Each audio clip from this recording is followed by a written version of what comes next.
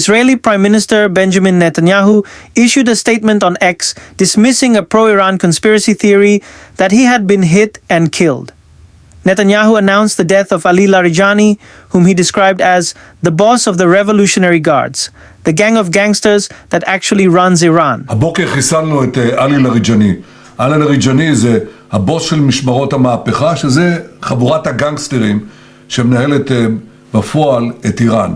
אנחנו חיסלנו לצידו גם את מפקד הבסיס, זה העוזרים של הגנגסטרים, שהם מפיצים טרור ברחובות טהרן וערים אחרות של איראן נגד האוכלוסייה. גם שם אנחנו פועלים מהאוויר עם מטוסים של חיל האוויר, עם כטב"מים, וגם שם פועלים.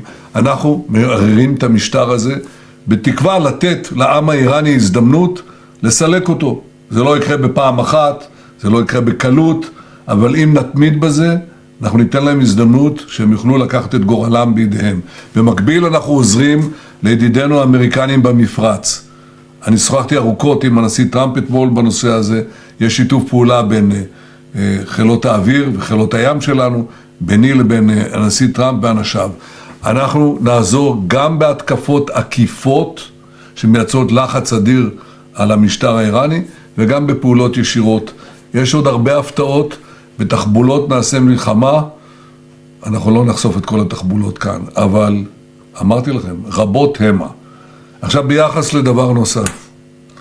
הדבר החשוב ביותר לנצח במלחמה זה מה שנקרא בלעז tenacity, ובעברית נחישות. נחישות, נחישות, נחישות. נחישות של המנהיגים, נחישות של המפקדים, נחישות של העם. אנחנו נחושים לנצח ואנחנו נשיג את הדברים האלה. אני מבקש מכם פשוט להתעלם מערוצי הדכדוך.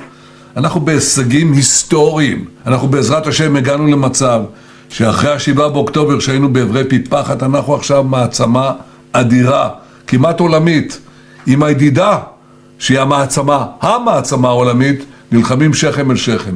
זה כבר הישג אדיר מול כל האיומים שיבואו עלינו. לאיזה מדינה עוד יש את היכולות הללו? כולן מותקפות כאן. למי יש את העוצמות האלה שלנו? של הבריתות, של צה"ל, של חיל האוויר ושל עם חזק. אז יישארו חזקים. ואני רוצה להגיד לכם, אנחנו גם נעזור לכם.